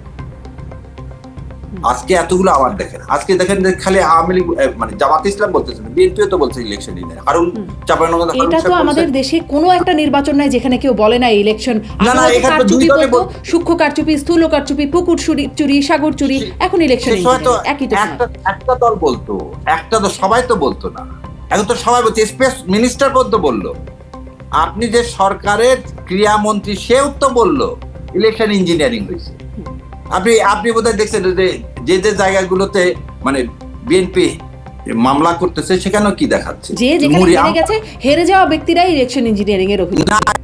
এখানে এক কথা আমরা তো সেদিনই বলছি যে অনেক দুঃখ নিয়ে কষ্ট নিয়ে ইলেকশনটা মেনে নিলাম, কি কারণে, যদি আজকে মেনে না হয় তাহলে দেশে একটা রক্তপাত ঘটবে। তাহলে বারবার কেন বলছেন ইঞ্জিনিয়ারিং হয়েছে? মেনেই যখন নিয়েছেন বারবার বলার উদ্দেশ্য কি? না বারবার বলো না, আমরা এটা মেনে নিলাম কিসের জন্য? জুলাই সনদটার জন্য। আপনি তো সেই জুলাই সনদটাকে অস্বীকার করতেছেন, কার ইশারায়, কার স্বার্থে? জুলাই সনদ যদি বাস্তবায়ন না, ইন্ডিয়া ছাড়া আর কে লাভবান না? আওয়ামী লীগ এবং ইন্ডিয়া ছাড়া আর কে লাভবান? জুলাই সনদ হচ্ছে একটা ফ্যাসিবাদের বিরুদ্ধে মূর্ত প্রতীক। সো জুলাই সনদ বাস্তবায়ন না হোক, এটা কে চাইবে? একমাত্র ইন্ডিয়া, আর তো কেউ চায় নাই। আর কি কেউ চাওয়ার আছে? অন্য কোনো কেউ চাওয়ার আছে? তৃতীয় কোনো পক্ষ না। আর ইনডিরেক্টলি ইন্ডিয়া চাইবে, ডাইরেক্টলি কে চাইবে? Awami League. So equation is clear না? হ্যাঁ, কিন্তু ধরেন অন্তর্বর্তী সরকার ছিল ক্ষমতায়, প্রশাসনে রদবদল করলো অন্তর্বর্তী সরকার, এবং সেখানে আপনাদের চাহিদা মতো লটারির মাধ্যমে বিভিন্ন রদবদল হলো। সবকিছুতে আপনাদেরও একটা অবস্থান ছিল, নির্বাচন কি হবে, কিভাবে, নানান আলোচনা হলো। ইন্ডিয়া এসে মাঝখান থেকে কিভাবে সবকিছু ঠিক করে দিয়ে গেল? তাহলে অন্তর্বর্তী সরকারকে বসে বসে আসলে কাজকলা খেয়েছে, এরকম একটা ব্যাপার। এই যে ওই জন্য বললেন যে রেজওয়ানা রাজসাক্ষী কেন বলা হলো, আপনি তো নিজে জানেন যে একটা মন্ত্রীর মধ্যে একটা কিচেন ক্যাবিনেট থাকে। খালি আর ব্রিগেডিয়ার সাকত সাহেবের কথা বোধ আপনি শুনছেন। সাকত সাহেব কি বলছেন, উনি কিন্তু আগে ইলেকশন কমিশনার ছিলেন। সে বলল কি, তাকে একটা দিন ডাকা হয়নি ইলেকশনটা কেমন করে হবে, কিভাবে হবে। He did not know anything, he does not know anything. Secondly, Rezwana বলতেছে, আপনি ধরে নেন কথাবার্তা, উগ্রবাদ তো আমরা সবাই কি করি, ঘৃণা করি, কিন্তু কথা হলো আপনি কাকে ক্ষমতায় নিয়ে আসবেন কি নিয়ে আসবেন না, এটা ভোটাররা নির্ধারণ করবে না আপনি নির্ধারণ করবেন? নিশ্চয়ই ভোটাররা। আমি কিন্তু যারা বলতেছে জামাতকে নিচে, আমি ওই কথায় যাচ্ছি না, তার কথাটা হচ্ছে কোট করে আমি বলতেছি। সে বলছে যারা উগ্রবাদী বা নারী বিরোধী তাদেরকে তো আমরা আসতে দিই। Is that clear? এটা আমি কোনো পলিটিক্যাল পার্টির মধ্যে, আমার কথা হলো এতটুকুই যদি আমি থাকি। প্রথম কথা হলো উনি নিয়ে আসার কে? তারা তো ক্ষমতায় আসতে দেয়নি, এটা বলেন নাই, বলছেন মেইন স্ট্রিম হতে দেয় নাই। What does it mean? আপনি এমপি ইলেকশনে যদি আপনি জিততে না পারেন, that the main stream, isn't it? Jatiya party আজকে নাই, কেন বলা হচ্ছে they are no more main stream? Main stream মানে কি ক্ষমতায় যাওয়া শুধুমাত্র মেইন স্ট্রিম? ধরেন সমাজের মেইন স্ট্রিম কারা? সমাজের মেইন স্ট্রিম, রাষ্ট্রের মেইন স্ট্রিম, যারা মানুষের ভোটাধিকারে, আপনাকে একটা জিনিস বলতে, যারা ভোট দিবে, মানুষ যাদের সমর্থন পাবে, সিংহভাগ সমর্থন পাবে, তাদেরকে তবে মেইন স্ট্রিম বলা হয়। না, মেইনস্ট্রিম ধরেন মেইনস্ট্রিম মিডিয়া বলা হয়, মেইনস্ট্রিম বিভিন্ন ক্ষেত্রে মেইনস্ট্রিম বলা হয়। এখানে বলছে মেইনস্ট্রিম কেন বলা হয়? হোয়াইট সার্কুলেশন নিউজ পেপার কেন বলা হয়? যেখানে যে পেপারটা সবচেয়ে বেশি মানুষ পড়ে সেটাই তো মেইনস্ট্রিম হয়ে যায়, তাই না? যেটা পড়ে না সেটা তো হয় না। আমার দেশ সেদিন আসছে, কিন্তু সেটা সবচেয়ে বেশি সার্কুলেট হচ্ছে, মানুষ পড়তেছে বলে তো তাকে মেইনস্ট্রিম নিউজ পেপার এখন আমরা কাউন্ট করতেছি, তাই না? কিন্তু দৈনিক করতোয়া সে তো খালি ওই বগুড়াতেই আছে। মানে নানান ভাবে মেইনস্ট্রিম ব্যাখ্যা করা হয়, বেশি পড়ছে, বেশি সার্কুলেটেড মানে মেইনস্ট্রিম। ক্ষমতায় যে গেল সেটাই মেইনস্ট্রিম। কি না, ক্ষমতার কথা বলেনি তো আপনি, আপনাকে ভোটে দিল না, সব জায়গায় আপনার জামানত বাজেয়াপ্ত হলো, 1%ও ভোট পাইলেন না, 0.5%ও পাইলেন, তার মেইনস্ট্রিম হবে? আমার কথা হলো যে আমি মেইনস্ট্রিম করতে দিলাম না। এই আপনার কথা বললাম ক্ষমতাবাদ, মেইনস্ট্রিম করতে দেওয়া না দেওয়ার আপনি কে? জনগণকে দেন। সরকার তো এটা নিয়ন্ত্রণ করবেই না, উগ্রবাদ, নারী বিদ্বেষ, সেটা তো নিয়ন্ত্রণ করবে। এখানে কথাটা কনস্টিটিউশনে কি বলছে যে তুমি যাই করবা that is within the law, তাই না? আপনি আইনের মাধ্যমে নিষিদ্ধ করেন, আওয়ামী লীগকে কি করা হয়েছে? সাসপেন্ড করা হয়নি? তা আপনি যদি কোনো উগ্রবাদী দল হয়ে থাকে আপনি তাকে সাসপেন্ড করেন, কিন্তু ভোটের মাঠে আপনি তাকে ভোটের মাঠে কথাটা কখন বলা হলো? রেজওয়ানা হাসান কখন বললেন? আপনি বললেন কি আমরা ওই দলগুলোকে উগ্রবাদী বা নারীদেরকে যারা সেই দলগুলোকে আমি মেইন স্ট্রিমে আসতে দিইনি, দলগুলোকে বলছে, যখন বলছে বিরোধী দলের পাটও আছে, প্রশ্নটা আবার দেখে বিরোধী দলের পাটের মধ্যে আছে, মানে সে তো দলের কথাই বলে দিল না। তিনি বলেছেন, রিজওয়ানা হাসান সুনির্দিষ্টভাবে বলছেন যে সেই শক্তি সব সময় ছিল, 11 সময় ছিল, বিএনপির সময়ও তারা নারী নীতি বদলে দিয়েছে, সেই শক্তি সময় ছিল, আমাদের সময়ও আছে, পরে ক্ষমাও চেয়েছে। তখন সঞ্চালক প্রশ্ন করছেন সেই শক্তির একটা পার্ট বিরোধী দলেও তো আছে, তখন বলছেন সেই শক্তির একটা পার্ট যদি বিরোধী দলে থেকেও থাকে আমার আপনার কাজ হবে তাদের রাজনীতির যেটুকু অংশ নারীর সমান অধিকারের বিরুদ্ধে কাজ করেন সেটুকু নিয়ে কাজ করা, কখনো যেন এই জাতীয় শক্তি মেইনস্ট্রিম হতে না পারে, আমরা সেই কাজ করছি, তাদেরকে আমরা মেইনস্ট্রিম হতে দেই না। আমি সেই কাজটা করে দিয়েছি, করছি না, আবার ওইখানে একটু ভালো করে দেখেন, সেই কাজটা আমরা করে দিয়েছি। আবার দেখেন ওখানে আবার আপনি ভালো করে পড়েন, সেই কাজটা করে দিয়েছি। ওই তো বলছেন তাদের রাজনীতির যেটুকু অংশ হ্যাঁ নারীর সমান অধিকারের বিরুদ্ধে দিয়েছি, আমরা করছি না, আমরা করে দিয়েছি। আমাদের কাজ হবে ওই পর্যন্ত ঠিক ছিল। আপনি যে পর্যন্ত বলতেছেন না সবাই মিলে নারীর অধিকার যারা করে না তাদেরকে পছন্দ করবো না, তাদেরকে নিব না, ওই পর্যন্ত ঠিক, কিন্তু তারপরে কি আমরা ওই পাঠ্যক্রম করে দিয়েছি। সো এখানে এটা তো আপনার সামনে তো আছে, আমার সামনেও তাই আছে, যখন বলে সে করে দিয়েছি তখন হচ্ছে কি জারির সামনে কারিত। তিনি বলছেন তারা যেন মেইনস্ট্রিম না হতে পারে, এ জাতীয় শক্তি যেন মেইনস্ট্রিম না হতে পারে। আবার আমরা সেই কাজ করেছি এক জায়গায়, হ্যাঁ এই জাতীয় শক্তি না আসুক, সে তো আপনি আইনের মাধ্যমে করবে, কিন্তু সেটা আপনি অবশ্যই ইলেকশনের মাধ্যমে করতে পারেন। কিন্তু ইলেকশনের মাধ্যমে করেছেন, এটার প্রমাণ কি? মানে এটা তো তিনি বলেন নাই যে আমরা ইলেকশনের মাধ্যমে করেছি। এত কথা বললাম, বোধহয় আমার বোন বোধহয় ভুলে গেছে। প্রথম কি বললাম, আক্তার সাহেব কে ছিল? আক্তার সাহেব হচ্ছে ইলেকশন কমিশন সেক্রেটারি ছিল। আপনি বললেন একটু আগে যে প্রশাসনের 15 বছরের প্রশাসনে প্রথম দিন থেকে বলা হয়েছে 15 বছরের প্রশাসনে কর্মকর্তাদেরকে চেঞ্জ করতে করা হয়েছে, একজনকেও না। লটারির মাধ্যমে করে ধরে না আমি আর আপনি দুইজনে একই দল, লটারি করা হলো যে আপনাকে আমার জায়গা তাহলে আমি আপনার জায়গায় গেলাম, কি পরিবর্তন? কোনো পরিবর্তন হবে না। এবং আপনাকে আর একটা দিন বলি, লটারি করার পরেও কিন্তু অনেকের বিরুদ্ধে বিএনপি যাদের বিরুদ্ধে কমপ্লেন করছে তাদেরকে কিন্তু কি করা হয়েছে, আবার শিফট করা হয়েছে। I am one of the witness, আমার এলাকার ওসি সাহেবকে চেঞ্জ করে দিয়েছে ভোটের 4 দিন আগে। লটারি করে তাকে বেচারাকে নিয়ে আসছে, তাকে চেঞ্জ করে টাঙ্গাইল পাঠিয়ে দিলেন, কোথায়? পুলিশ সেন্টারে। সো এই যে কথাটা একটু আগে দিয়ে বলতেছিলাম যে আপনি যে সূক্ষ্ম কারচুপি করার কথাটা আমরা কিন্তু বলি না, আমরা বলছি ইলেকশন ইঞ্জিনিয়ারিং। তার মানে সারাদিন ভোটটা ভালো হবে, ভোটের রেজাল্টটা নির্ধারণ করবেন আপনি ভিতরে বসতে। এবং আপনি একটা জিনিস দেখবেন, আক্তার সাহেব যতবার ভোটের ডিক্লারেশন দিচ্ছিল, একটা লোকের সাথে করে চিটকুট দেয় আর উনি ডিক্লারেশন দেন। That is not the rule. আপনার পিছনে স্ক্রিন আছে, আপনি দেখাবেন সবকিছু। আমি অন্য ঘোষমাদার এগুলোতে কিছুই যাচ্ছি না। আপনি আমাকে একটা জিনিস বলেন যে আক্তার সাহেব ভোটের এই যে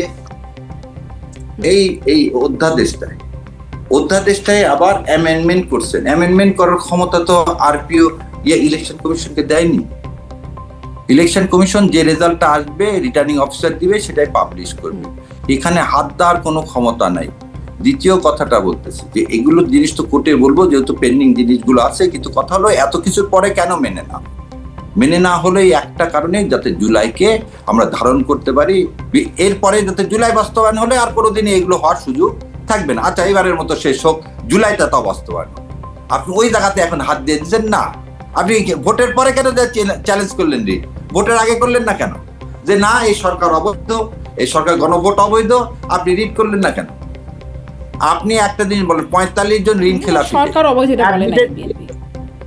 কি বুঝি? সরকার অবৈধ এটা তো বিএনপি বলে নাই। না আপনি কি রিট ফাইল করছেন? গণভোট অবৈধ। তো গণভোট অবৈধ হলে কি?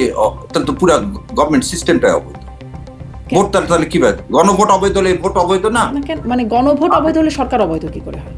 না কেন, আপনি তো গণভোট বলতেছেন যে কনস্টিটিউশনের মধ্যে নাই বলে অবৈধ। তো সরকারের তো কনস্টিটিউশনের মধ্যে নাই তো, কিন্তু ওই যে 106 এর অধীনে করা হলো, সেই একটা না 106 এর অধীনে না। তাহলে আবার বলি যে 106 নিলেন যে চিফ জাস্টিসের কাছ থেকে, আমার মাননীয় প্রধান বিচারপতি যে 106 দিল, তারটা নিয়ে আপনি সরকার ফর্ম করে তাকে বের করে দিলেন কোন অধিকারে?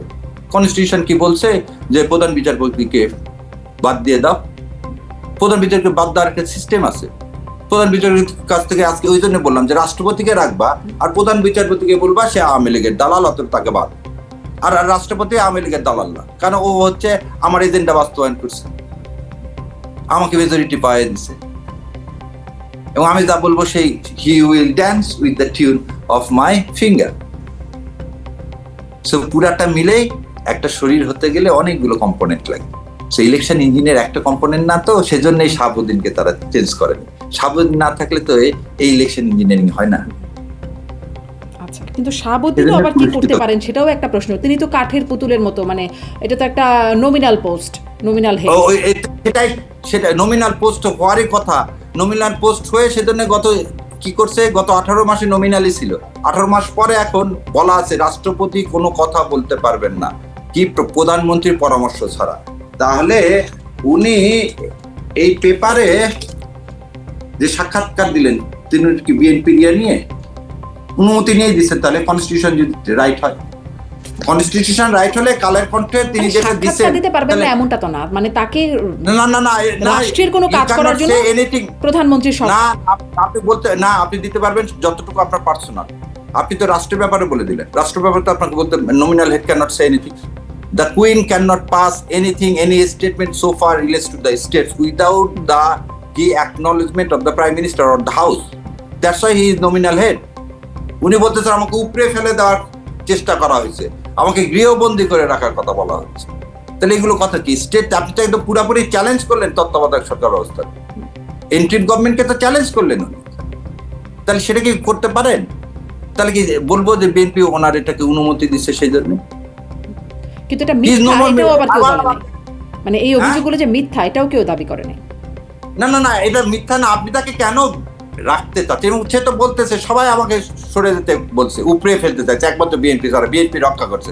অতএব I am very oblige to BNP. তিন বাহিনীও তাকে সহায়তা করছে। তিন বাহিনী আন্ডার হিম, প্রেসিডেন্টের আন্ডারে হচ্ছে তিন বাহিনী প্রধান। সো তিন বাহিনী প্রধান চাইলেই অনেক কিছু করতে পারে না। তাহলে তিন বাহিনী প্রধান যদি চাইতো তাহলে সেদিন 5 তারিখেই ক্ষমতা নিত। সো আমরা সেনাবাহিনী, আমাদের মহান সেনাবাহিনী এখানে প্রেসিডেন্টের আন্ডারে সবাই একদম প্রধান করে সবাই সেই হিসাবে না। কথা হচ্ছে এখানে প্রেসিডেন্ট চাইলে, বললাম একটু আগে, প্রধানমন্ত্রীর পরামর্শ ছাড়া হচ্ছে সংসদ ভেঙে দিতে পারবে না। সেটা এর আগে রয়টার্সকে বললেন যে আমার কাছে পদত্যাগ পত্র নাই। এর পরে হাসিনা বললেন না, আমি পদত্যাগ করিনি। So this president is already made so many statements which is harmful for the sovereignty of this country. আপনি তাকে কিপ করতে যাচ্ছেন। সো সেই জন্য বলি সব বন্দোবস্ত আছে, নাহলে এই প্রেসিডেন্টকে এত ভালো লাগতেছে কেন আপনার? আপনি সবাইকে চেঞ্জ করলেন, কিন্তু একে কেন চেঞ্জ করতেছেন? এখন আপনাদের ভালো লাগার জায়গায় বিএনপির ভালো লাগা বিষয়টা স্পষ্ট করলেন যে প্রেসিডেন্টের বিষয়ে ভালো লাগা। আমরা একটা মানুষ হিসাবে এটা চাই। আমি একটু জামাতের ভালো লাগার বিষয় ধরেন, অভিযুক্ত করছেন রিজওয়ানা হাসান খলিলুর রহমানকে, কিন্তু কিচেন ক্যাবিনেটও তো লিড করেছেন ডক্টর ইউনূস। যদি কিচেন ক্যাবিনেট থেকেই থাকেন, তাকে কেন দায়ী করছেন না, নাকি দায়ী করছেন যে তিনিও ইলেকশন ইঞ্জিনিয়ারিং করেছেন? এটা একটা জিনিস বলে, কেউই এই ইলেকশন ইঞ্জিনিয়ারিং এর পার্ট। প্রথম কি বললাম যে আপনি মনে রাখেন, ফেব্রুয়ারিতে আমরা বলছি এই সরকার একদিকে চলে গেছে, তাহলে আপনার সে কিচেন ক্যাবিনেট চলে গেছে। কারণ আমি তো বলি সবসময় আসিফ নজরুলকে পদক দেওয়া উচিত। ইলেকশন ইঞ্জিনিয়ার কাকে বলে, কত প্রকার, কি তার কাছে ট্রেনিং নেওয়া উচিত পৃথিবীর বিভিন্ন দেশে, বিকজ হি ইজ এটার জনক তো সে। জামাত বলেনি, আমি বলতেছি, আমি তো জামাত ইসলামের কিছু না, পদধারী। আমি একজন মানে আইনজীবী হিসাবে বলতেছি, এই সব কিছুর হচ্ছে কে? আসিফ নজরুল।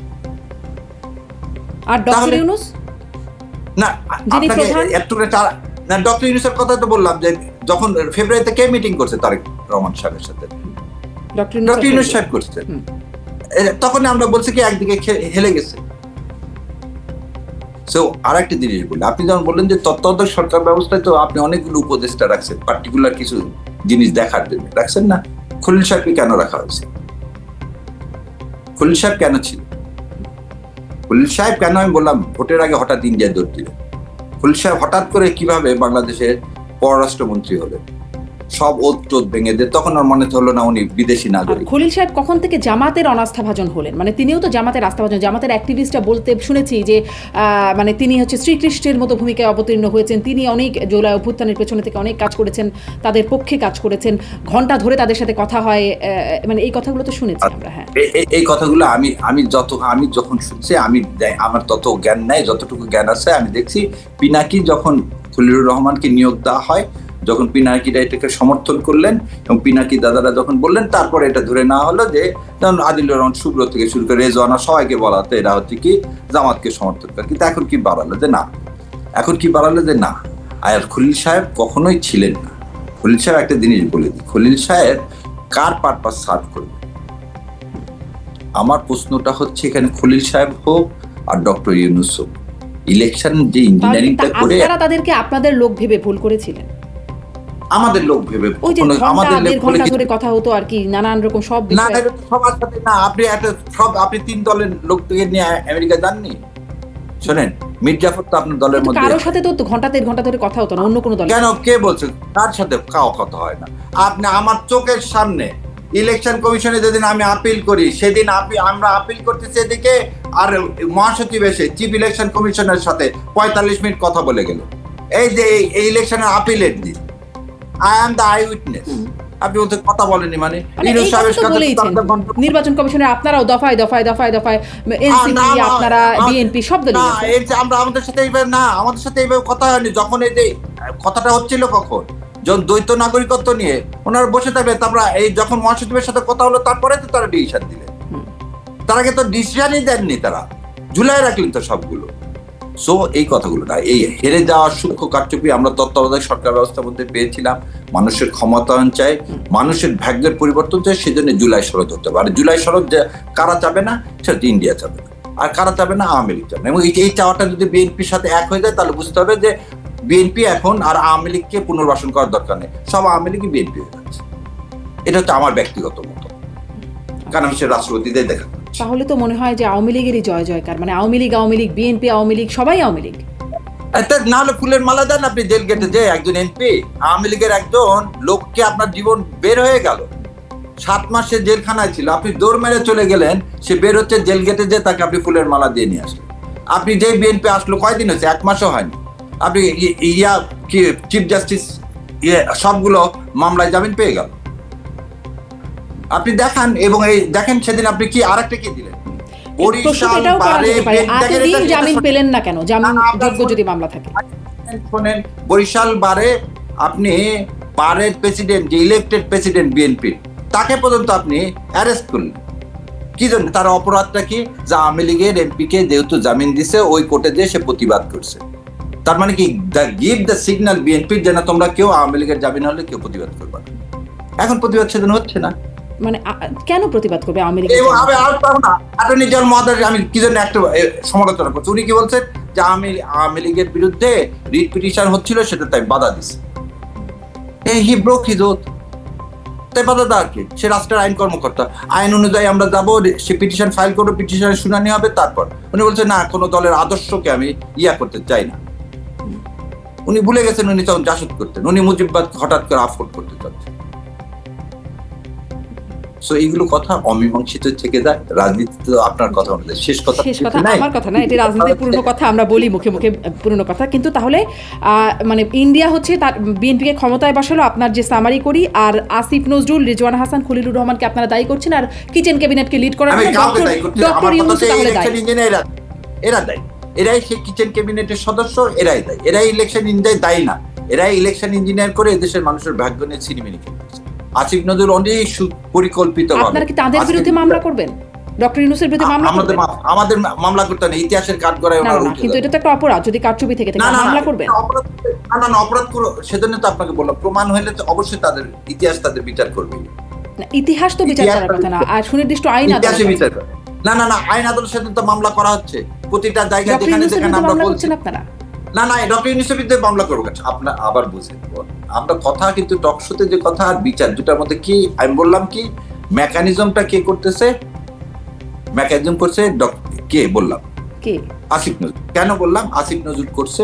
আসিফ নজরুল দেখেন, আসিফ নজরুল কিচেন ক্যাবিনেট, রিজওয়ানা হাসান, খলিলুর রহমান, এরা না, রিজওয়ানা হাসান তো তাকে বললাম তো রাজসাক্ষী হয়ে আছে, যখন এগুলো নিয়ে আর কিচেন ক্যাবিনেট লিড করছেন ডক্টর ইউনূস।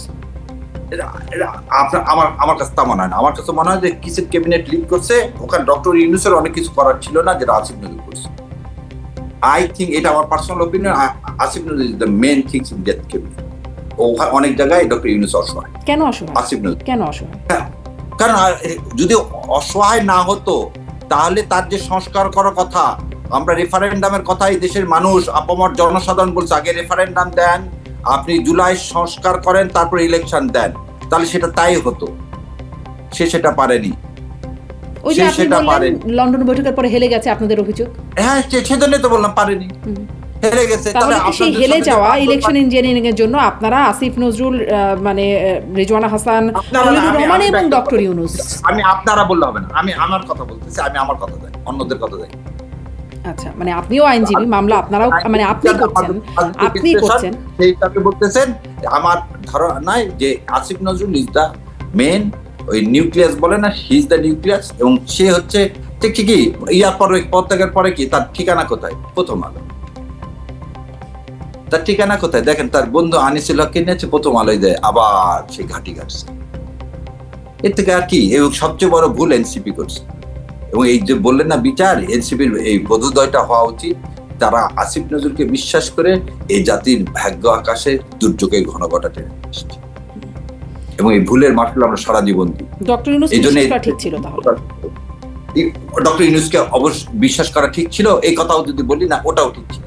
কারণ এই রাষ্ট্র কাঠামোয় সেদিন শহীদ মিনারে যাওয়া উচিত ছিল, এবং আমাদের একটা জাতীয় সরকার করা উচিত ছিল, এটা আমার ব্যক্তিগত। এবং এই ভুলের মাসুল দিচ্ছে। ইউনূস, আসিফ নজরুল থেকে মানে উপদেষ্টাদের সবাইকেই আর কি, মানে কিচেন ক্যাবিনেটে যারা ছিল তাদেরকে বিশ্বাস করা ভুল ছিল, কিন্তু আপনারা আবার তাদেরই একজনের কাছে, যিনি পররাষ্ট্রমন্ত্রী হলেন খলিলুর রহমান, তার কাছে জামাতের আমির একটা আবেদন করছেন, লিখিত চিঠি দিয়েছেন, মানে তার পক্ষ থেকে। না, এটা বলে দিই, এটা করেননি। আবার এটা আমি যেহেতু I am involve with this, that's I know it. এটা 2 সপ্তাহ আগেকার ঘটনা, হঠাৎ করে এটা আজকে আসলো কেন জানি না। এটা 2 সপ্তাহ আগের ঘটনা। সেটা হচ্ছে ওনাকে না জানিয়ে উনি একটা ইমেল করছেন, কে? মাহমুদুল হাসান। এবং যখনই এটা করছে, যখনই এটা আমাদের কানে আসছে, সঙ্গে সঙ্গে আমিরে জামাত কি করছেন, ফোন করছেন পররাষ্ট্রমন্ত্রীকে, করে বলছে this is not my instruction. এবং ওই দিনই তাকে ওখান থেকে কি করা হয়েছে, তার উপদেষ্টা পদ থেকে তাকে সরিয়ে দেওয়া হয়েছে। তাহলে গণমাধ্যমে কি এই অংশটুকু ভুল আসছে? আমি যেটা গণমাধ্যম থেকে বুঝতে পারলাম, আমি একটু বলি, তাহলে আপনি আমাকে স্পষ্ট করেন, যে আমিরে জামাতের পক্ষ থেকেই এই চিঠিটি গেছে, কিন্তু সেখানে মানে আমিরে জামাতের সম্মতির বাইরে মন্ত্রীর পদমর্যাদা যে চাওয়ার বিষয়টা, সেটি আমিরে জামাতের সম্মতির বাইরে ছিল, কিন্তু তাকে পররাষ্ট্র মন্ত্রণালয়ের পদায়নের, সেই মাহমুদুল হাসানকে পররাষ্ট্র মন্ত্রণালয়ের পদায়নের যে মানে চিঠিটি, সেটি আমি আপনাকে বলে দিই, তাকে চিঠি দেওয়ার কথা না। আমি যতখানি জানি বা অ্যাজ আ আই উইটনেস আমি যেটা জানি সেটা বলে দিচ্ছি। কথা হয়েছিল যে সে তো কোনো এমপি না, সংসদীয় পররাষ্ট্র কমিটি থাকে না, প্রতিটা কমিটি থাকে, সংসদের তো কমিটি থাকে, সংসদীয় কমিটি থাকে বিভিন্ন মন্ত্রণালয়। তো এরকম মন্ত্রণালয়ে তাকে অন্তর্ভুক্তি করা যায় কিনা, এরকম একটা আলোচনা হয়েছে, কোনো চিঠি দেওয়ার কথা হয়নি। এই চিঠিটা উনি নিজে দিয়েছেন, এবং সেটার জন্য তাকে কারণ দর্শানোর নোটিশ করা হয়েছে, সেটা রিপ্লাই দেয়নি, সেটা তাকে ওখান থেকে বাদ দেওয়া হয়েছে উইদিন 24 আওয়ার্স করে আরমানকে নিয়োগ দেওয়া হয়েছে। খালি তা না, সমস্ত দূতাবাসে চিঠি দিয়ে জানিয়ে দেওয়া হয়েছে যে মাহমুদুল হাসান সাহেবের সাথে বাংলাদেশ জামাতে ইসলামের যে সম্পর্কটা ছিল। এই কাজটা কেন করলেন এখন সেটা মাহমুদুল হাসান বলতে পারবেন। মানে এখন কি জামাতের মধ্যেও লোভ সংবরণ করার জায়গাটা নিয়ন্ত্রণ হতে পারছে না, নেতাদের মধ্যে? না, এই কথাটা এরকম না বলে যদি এরকম বলি যে জামাতকে অ্যাসাসিনেট করতে পারলে তো অনেকেরই লাভ। যেমন করে ওই একটু প্রথম থেকেই শুরু করছিলাম না, যে এই মানবাধিকার এই আইনের আন্ডারে যাদের বিচার হচ্ছে, ওই আদালতকে যদি অ্যাসাসিন করা যায় ভালো। কারণ এখন তো আপনি তাহলে মাহমুদুল হাসানও কি জামাতে গুপ্ত আর কি, আওয়ামী লীগের হতে পারে, আই ডোন্ট নো, এটা মাহমুদ হাসান বলতে পারে, কিন্তু তার এই কাজটা করা অবশ্যই অনৈতিক, এবং এর জন্য অবশ্যই তার কি হওয়া উচিত, সেটার যেটা শাস্তি হওয়া উচিত সেটা দেওয়া হয়েছে, তাকে বের করে দেওয়া হয়েছে। সো তার যে যদি বের না করতাম, আমরা যদি ওন করতাম, এতগুলো কাজ যদি না করতাম, তাহলে আপনি বলতে পারতেন হ্যাঁ আমরা তাহলে ওন করছি। সে তো তা করেনি। আমরা মানে জামাত ইসলাম ওন করেনি, জামাত ইসলাম যা যা স্টেপ নেওয়া সব নেওয়া হয়েছে। এবং তারপর হচ্ছে মানে কাসিম এমপি, তাকে হচ্ছে পররাষ্ট্র উপদেষ্টা করা হয়েছে, আরমানকে, মীর কাসিমের ছেলে, দুঃখিত। হ্যাঁ, তো তাকে পররাষ্ট্র বিষয়ক উপদেষ্টা করা হয়েছে জামাত ইসলামের আমিরের। এখন কি তার বিষয়ে এই আবেদন যে তাকে পররাষ্ট্র মন্ত্রণালয়ে পদায়ন করা হোক? না, এরকম কোনো আবেদন করা হয়নি। ওই আবেদনটা আমাদের না, ওটা তো মাহমুদ হাসান, ওটা তো আমিরের জামাতের সাইনও না। এটা ঠিক তাহলে পদায়নের যে আবেদনটা বা সেটাই ছিল না, এরকম কোনো কিছু নাই। কারণ এটা করতে গেলে জামাত ইসলাম তার প্যাডে পাঠাবে। আপনি আবার বলছেন যদি জামাত ইসলাম কাউকে পদায়ন করতে চায়, ধরেন আমাকে অ্যাপয়েন্টমেন্ট দিতে, তাহলে কি করতে হবে? জামাত ইসলাম তার প্যাডে আমাকে অ্যাপয়েন্টমেন্ট দিয়ে পররাষ্ট্র মন্ত্রণালয়ে পাঠাবে, বা আমাকে যে আইন মন্ত্রণালয়ে পাঠাতে চায় পাঠাবে, না পাঠানো পর্যন্ত how can you say on the basis of an email which is not delivered, যেটা আমিরে জামাতের নিজস্ব ইমেল থেকেও যায়নি, সেটাকে আমিরে জামাতের বলাটা ঠিক না। কারণ এর আগে এই ধরনের অপচেষ্টা হয়েছে। সো এগুলো চেষ্টা চলতেই থাকবে। আপনি বৃহৎ দলের পিছনে যখন সবাই মিলে লাগবেন, কারণ জুলাই সনদ তো ধারণ করতেছে একমাত্র জামাতে ইসলাম, আর তো কেউ না। এনসিপি, জামাতে ইসলাম 11 দলের বাইরে তো আর আপনার কেউ তো ধারণ করতেছে না। সমস্যাটা তো এই জায়গায়। এই যে আমি দেখছিলাম আসলে জামাতে ইসলামের আমির শফিকুর রহমানের একান্ত সচিব মোহাম্মদ নজরুল ইসলাম গতকাল রাতে প্রথম আলোকে বলেন, চিঠির বিষয়ে মাহমুদুল হাসান জামায়াতে ইসলামের আমিরকে অবহিত করেছিলেন। আমির সেখানে মৌখিক সম্মতিও দিয়েছিলেন, তবে মন্ত্রীর পদমর্যাদার অংশটুকুতে জামায়াতের আমিরের সম্মতি ছিল না। এই আর কি। এটা আমি এটা বললাম যে আর আমার সামনে আমির জামাতের যা সরাসরি কথা হয়েছে সেটা আমি আপনাকে, আচ্ছা একটু, because this happens before I fly to the উমরা। আমি আপনার মধ্যে বলি আমি আমির জামাতের সাথে উমরাতে গিয়েছি। This incident happen before that. So ওই যখন ইনসিডেন্টটা হয় I was there and we discussed it, এবং আমি আমির জামাতের কাছ থেকে যেটা আমি জানা আমি আপনাদের বলে দিলাম। তার সাথে এরকম কথা হয়েছে কোথায়, পররাষ্ট্র কমিটিতে। নজরুল ভাই যেটা কোর্ট প্রথম আলো বলছে, আমার ধারণা নজরুল ভাই এরকম কোনো কথা বলার কথা না।